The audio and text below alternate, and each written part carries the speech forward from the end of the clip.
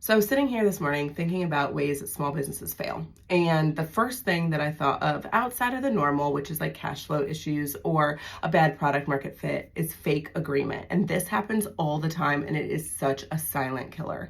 So fake agreement happens when you are in a meeting with someone and you decide to move forward, whether it is on a new project or it's on a new hire or anything that could affect the success of the business. And everyone nods and agrees, and then they all go about their day. And a couple hours later, a few people are venting to other folks who weren't in the meeting and probably don't even have any type of, significance to the project about how this is a terrible hire or this is a terrible way forward or we can't believe that this is what we decided to do.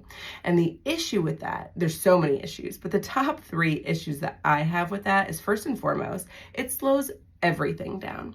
If you didn't believe that this was a good move, then why didn't you say something right then and there? Why are you wanting people on your team or people that you're collaborating with to fail? Even if it is a vendor that is giving you ideas that you don't agree with, well, then you're in a partnership. Why aren't you offering them that insight as to why you don't think that it'll work so that they can move forward?